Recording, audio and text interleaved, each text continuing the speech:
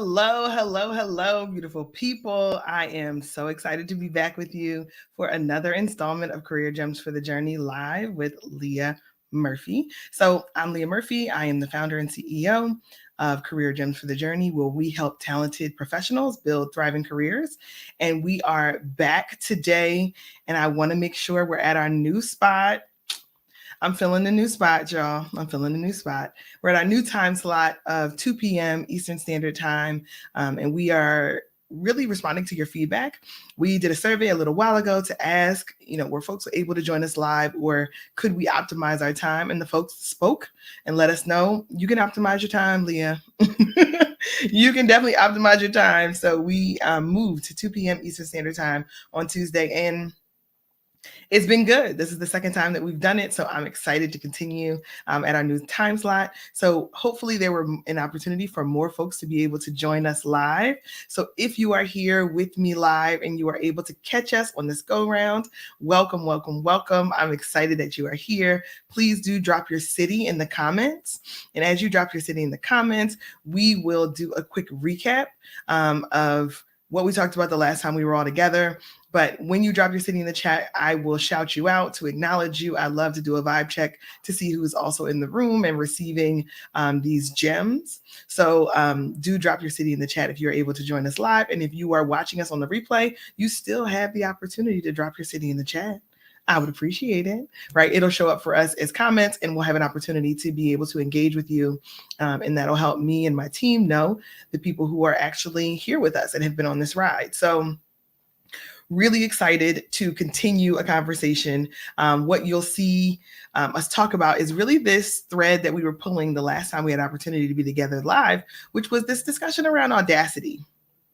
And the discussion around audacity was really motivated by making sure that we can tell our own story, own our own narrative, so that we have the opportunity to show up for the things that we desire in our career, whether that's promotion, whether that's additional compensation, whether that's more bonus, whether that's special projects, whether that's broader exposure, leadership roles, you name it. All of those things come from a place of people being clear about the value that you bring to the organization. And people being clear about the value you bring to the organization comes as a result of you telling your own story. So it's so important that we learn to tell our own story and to own our own narrative. And that happens through being a little bit more audacious. So last time we talked about audacity and like why it was important and why it was necessary. And it got spicy. You guys know I love the spice. I love the DMs. I love the back channel conversations because it shows up directly in the content. It shows up directly in the live. And this one specifically was asking more of like, I think one of the questions specifically was, how can I be more audacious when I don't really feel confident in the workplace? And confidence and audacity are connected. And it wasn't so much of how can they be more audacious, the question that I want to answer, but it was more what may be lacking in your environment that causes you to kind of second guess and not feel 100% able to be audacious. So that's a question that I want to answer today. And I realized that, and I experienced this in my early parts of my career, I realized that so much of our identity tends to be tied to what we do for work a lot of times. And I think it's important to navigate career as a part of your life, as a component of your life. It is a big part because it's the way that you provide for yourself. And oftentimes it's the way that we build relationship and show up in these worlds, right? In this world, especially in these LinkedIn streets. So when I think about folks building the ability to be more audacious, it does come from a place of confidence. And I love to really dissect how confidence happens. And we have done that in previous episodes, but this one I wanted to take a little bit different of a route because I believe that organizations realize just how much impact they have on people. And not just on people and their ability to make money or their ability to support themselves, but on a person's psychology, on a person's perception of themselves. So what are you talking about, Leah? What does that mean? Oftentimes when we're in an organization and we're performing well, we're getting acknowledgement, we're getting awards or accolades or promotions, or even just acknowledgement, right? Let's just start with acknowledgement, and then we'll get to money and other forms of compensation. So when we think about when you're performing well and the energy that is coming from others in the organization as you're performing well, that builds our confidence. It builds our confidence when we hear from managers or peers or cross-functional partners or folks who just work in another department and want to give you a shout out. That matters a lot in the way we perceive ourselves in the workplace. So now swinging the pendulum to the other side, if we're not getting those accolades, if we're not getting that acknowledgement, if we're not getting those shout outs that we may deserve very well, but they're not coming for whatever reason, sometimes it hurts our perception of ourselves. And the perception of ourselves as it relates to the workplace is very, very, very important. And we've talked a ton in the past about owning your own narrative speaks to the value that you bring to the organization. Maybe if you're not getting the accolades and the acknowledgement that you need, you're not clear that you're still a valuable asset to the organization, or you can't speak to. So I really try to encourage managers of people or those who are leading teams to make sure that they are doing the work to acknowledge and to share the perception and the value that someone brings to the organization with that person. Say the words. Say the words, say the thing, call it out in a meeting, call it out in a staff meeting, a town hall, in a one-on-one, in a small group setting. Give people credit when credit is due, because it impacts the psychology of the individual, of the employee. So a lot of times managers feel like, my responsibility is really just to keep all the ducks kicking below the water, right? And some of that is absolutely necessary as a manager. But if you're not properly acknowledging someone and you're not giving them credit when credit is due, it will hurt their ability to continue to show up and be a strong performer for you in the organization. So if you want your team to perform well, if you want your people to demonstrate that they have additional capability and capacity, that comes when you invest in acknowledging them. It comes when you use the language of, that was a great job. We appreciate the work that you're doing. You're bringing tremendous value to the organization. We want to make sure that you're acknowledged and compensated appropriately for your performance. Your performance is above expectations, right? These are these are phrases, I should say, and language that you should be using outside of the performance review scheduled, structured meeting. It should happen outside of those meetings so that people have a steady flow and a steady flow of understanding that they're bringing value to the organization.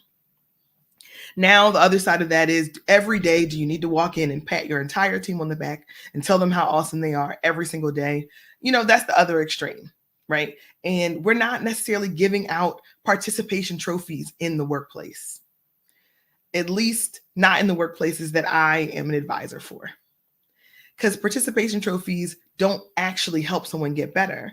It doesn't give them actual constructive feedback so that they can go and take action on it. But when they do something well, when they show up well, when the result is impactful, when the dollars to the bottom line are driven, when the growth is given, like when these things happen, as a leader of people, it is so critical for you to acknowledge that it happened and that their contribution was key to that happening, and that you want to encourage them to see more of that. So that was my soapbox for managers of people. Now, if you are an individual contributor, or even if you're a manager and you're not seeing that kind of feedback that's being given to you in your organization, potentially it's not because you're not valuable. It's because the leader in your organization doesn't understand that that's important in order to continue to pour into you. So it could be that your manager just doesn't have the capability, doesn't have the capacity, doesn't have that confidence themselves. Hot take. Doesn't have the confidence themselves to understand their value to the organization. They may have been someone who got promoted because they, fill in the blank. I don't really want to go down that whole path, but a lot of people are manager of people and they lead teams, not necessarily because they've been coached to appropriately be leaders of people and to get the best out of their team, to help them to grow, to help them to be the best, to see the best in them and to be able to pull that out, or give them assignments and opportunities to be able to demonstrate that their capacity is growing infinitely, right? So there's a chance that your leader, the leader who you support in the organization, just doesn't have that capacity, doesn't have the skill set, it doesn't mean that you're not valuable, right? So then you're like, well, if I don't know for sure, and then my manager is not telling me, what am I supposed to do? How am I supposed to get this information? Well, I'm glad you asked. Here's the thing that I think is really important. A lot of us are spending a lot of time and energy pouring into the organization that we work for, because we want to achieve, right? We want to be seen as successful in that organization. And I'm not discouraging that at all. What I want to add to for you to consider is, if you're not getting that feedback within your organization, that feedback can come from other sources. It's just a matter of, do you have those other sources as a part of your day-to-day life, as a part of the environment that you continue to place yourself in as a plant that needs to be watered in order to grow. So what does that mean? What are those other environments that you can potentially get that acknowledgement for as a plant who is looking to grow, right? Because that's who we are as individuals. We are plants, and we need to be watered. We need sunlight. We need additional things. We need an environment that is conducive to seeing us grow. And sometimes you can get that through personal relationships. You name the personal relationship, family, friends, loved ones. The way that I like to really encourage my clients is to get that through direct relationships in ways that you have an opportunity to be able to be in service. So when I say to serve, I mean to serve and use your skills. I like to call it skill-based volunteering. You use your skills to serve someone else, to serve another organization, to serve, whether it's a nonprofit, whether it's a ministry or a church or your place of worship. You use the skills and gifts and talents that you have, that you've gained from your experience in corporate America, in academia, or in nonprofit leadership, and then you apply it to an area that does not have those skills. So you're donating, right? You're donating your time in a skill-based volunteering concept, and you can do that for a cause that is really important to you, right? So there is the personal benefit of donating your time and energy to a cause that's really important to you, and investing in others, because it boosts your confidence, it makes you feel good. But also those organizations, those whether it's nonprofits or ministries, those organizations will then acknowledge you oftentimes. They will give you the accolades and the recognition that you're looking for, be it public or private. And now you have this opportunity where you're doing work for your 9 to 5, and maybe you're not getting the feedback that you're looking for, but you are doing this other work on a volunteer basis. And I'm not saying take on another full-time job. I am not at all telling you that you need to work 40 hours for a nonprofit or to volunteer 40 hours in addition to your day job. You have to figure out what's right for you. But I want you to seek out opportunities where you're going to be acknowledged and recognized, because that confidence is what gets built incrementally over time by being in an environment that is watering you, by being in an environment that does the work to acknowledge the value that you bring to their organization. Now, they can't pay you in compensation, right? But your 9 to 5 is going to do that, or your day job is going to do that. But they can pay you in recognition and acknowledgement, in access to other people that also can be growth opportunities for you to collaborate and be mentored by. So now it takes all the pressure off of your day job being the source of all things, of compensation, of recognition, of relationship, of ... fill in the blank. Sometimes that day job situation can hurt our overall psychology and overall well-being when we're not getting the acknowledgement and recognition that we need and deserve. And sometimes that can even hamper us from leaving the organization, because we've gotten to a place where we're not clear that we are a valuable asset. So we think, well, why should I leave? And what would I do? And where else would I apply? And how will I even show up in the interview? I've had so many people that are, I'm looking at them across the table, and they are just dope, just bright, talented, brilliant, innovative, thoughtful, collaborative. Come on, all the adjectives. They are all of the things and then some. But because they've been in an environment that does not give them that acknowledgement, does not give them their flowers, does not give them credit when credit is due, they have a completely different perception of themselves. So as a coach, and the work that I do with my one-on-one clients, my job is to help you hold up a mirror to who you already are and the intense value that you already bring, but also to help you go on a path of, how do I make sure that I'm getting that signal in addition to the work that I'm doing in my day job if I'm not ready to leave, how am I getting those other signals? What are those other sources so that my identity, who I am, who I believe I am, who I believe I'm capable of being, is not all wrapped up in my day job, my 9 to 5, and whether or not me and my manager get along. We need those other systems. We need those other places where we're getting watered, so that we can build confidence outside of the 9 to 5 day job. Because I'm going to be honest, there's some managers that don't have the capacity to be able to do it because they just don't. There's also some people who are going to hold it back from you intentionally, right? Hold that acknowledgement, hold that giving credit when credit's due back from you intentionally, because how dare you, right? I certainly have heard or gotten looks, or gotten feedback tremendous throughout my career of how dare you believe that ... you should have the opportunity for. And it's normally from people who are not my people, normally from people who don't nearly hold a candle to the work that I'm capable of doing, so that they're trying to dim your light. And I don't even know all the time if people do it knowingly. I'm 100% sure some people absolutely do it knowingly, and there are systems in place, that allow them to do that. But there are also some people that don't even realize that they're not appropriately acknowledging and giving their team and their direct reports what they need in order to be perceived as successful in the organization, or what they need to be able to build their confidence to continue to do dope work, to continue to be excellent. So honestly, it's hurting the manager and the direct report if that exchange is not happening. And this goes all the way up to the most senior level of any organization. We all need to be a part of something that acknowledges that we are valuable, right? That's why we show up every day.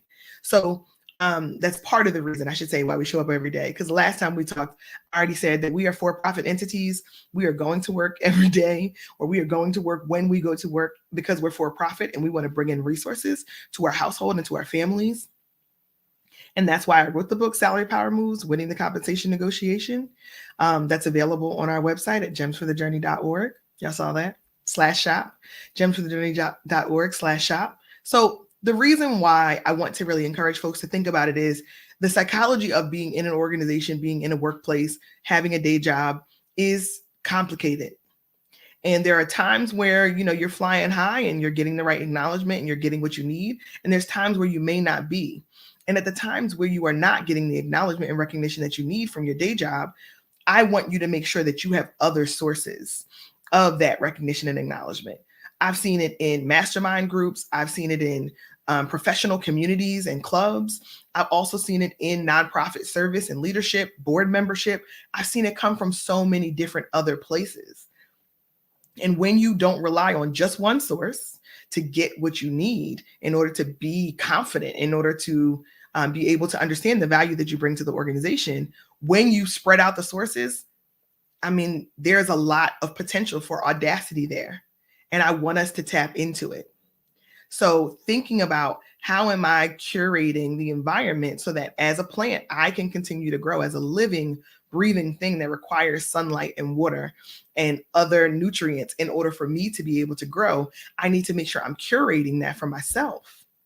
And we can do that in a number of different ways, but I want us to tap in and think about ourselves as someone who needs to be nurtured and acknowledged in order to be audacious. And maybe you need less nurturing, maybe you need less acknowledgement as you progress throughout your career, or maybe you need to maintain it. A lot of times for me as a coach, a lot of my work is to help to make sure that I hold that mirror up to folks. Like, man, I see you. You're doing great work. You've been doing great work. You're putting wins on the board. Let me remind you of those wins. Let me clap for you from the front row because I'm so thrilled and excited for what you're doing now and what your capability is to do in the future. So I think a lot of people may have a perception that all of these things, all of these needs can be fulfilled from our day job, from our 9 to 5. And I'm here to tell you that it's just not the case. Oftentimes, it's just not the case. And even if it is coming from your day job now, that season may change.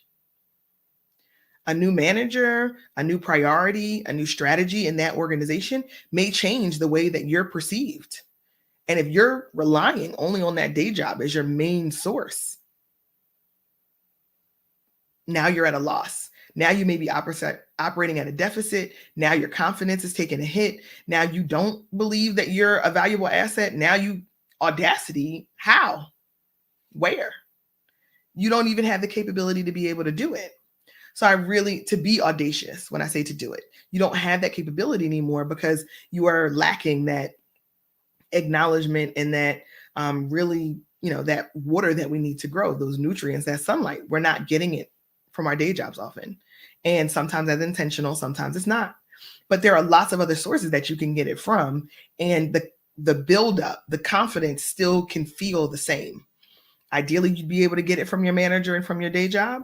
But if you're not, there are these other sources. And if you're getting it from both, if you're getting it from these external sources, these professional organizations, these, nonprofit or board responsibilities that you've taken on or that you're pouring into or using your skills to volunteer as a skill-based volunteering model, man, just imagine what's possible when you're getting the right recognition and acknowledgement from a number of different sources. The audacity is like through the roof. And not to mention, hopefully, as you're looking at these other opportunities to be in community with people or to do a skill-based volunteering model, and I think I learned that term, skill-based volunteering, from Kim Fortunato. So shout out to Kim Fortunato, who is a dear friend and a really talented individual. I just needed to give credit when credit was due.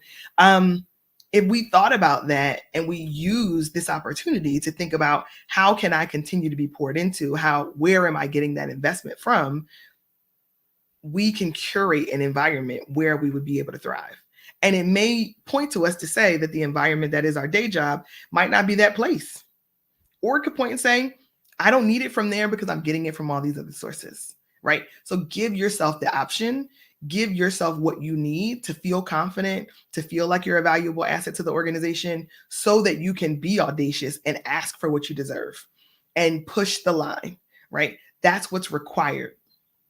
So I want to close with that. The last time we talked a little bit about imposter syndrome and my problem with imposter syndrome, my mixed feelings about it. And, it won't be the first time that I have a unpopular opinion on a topic, but I want to dig into imposter syndrome a little bit more deeply in the discussion around it the next time that we're together, because I believe that there is a flaw, kind of a fatal flaw in the concept, especially the way that imposter syndrome is described as it relates to women often, because in order for imposter syndrome to happen, in order for it to sustain, there must be an environment that gets created where imposter syndrome is the norm. I also feel like, and we'll get into this deeply, when you talk about imposter syndrome, it puts the onus on the individual, on the individual who's in the organization to solve it, to address it, to fix it, right? Like they are the individual that needs to be fixed. It is completely agnostic of the culture that they are working within, of the environment or the language, the signals that they may be receiving that are causing that trepidation or that concern. And then it manifests itself into something that is, now formally a diagnosis. So I want to talk about that because I feel like it needs to be dismantled. There's some things that need to be said. And I want to make sure that I'm the one that is a part of that discussion. Would love to hear from other folks in the space, folks who talk about imposter syndrome a lot in their own content, maybe even authors who have written material around imposter syndrome and how to overcome it. I've done a tremendous amount of talks to professional organizations around the topic of imposter syndrome, but not from the idea of you are the problem that needs to be solved, but more of the idea of what's happening in the environment and giving the leaders who are responsible for that culture an opportunity to rethink. Have I done what I needed to do in order to have an environment where this flower can grow, where this individual, this plant is getting watered? Because if you haven't done the work in the environment, then blaming the plant, blaming the flower for not growing when the environment isn't set up for them to be in growth mode, well then, what are we doing? Nah. It's a no for me. So we're going to unpack that in a little bit more depth the next time we get together. So I'm really, really excited for that opportunity. What you'll see here on the screen is a QR code. We have some exciting things happening at Career Gems for the Journey, and I really want you all to take advantage of the opportunity of what's coming. We have a free course, and it's your next steps towards success, right? How to get your name on the short list for promotion and additional compensation in 6 to 12 months. Those resources are available to you at gemsforthejourney.org. You got to go over there and get that. We also have introduced a new service at Career Gems for the Journey. Now we have incorporated team building. We talked about high performing teams in previous lives and previous podcast episodes. So the result of that is people then started to reach out to say, can you help me?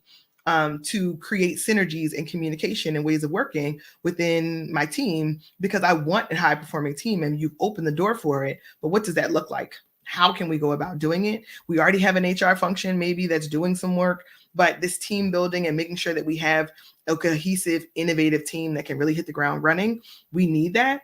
So it came organically out of clients kind of asking for this additional service. So we were like, okay, let's do it.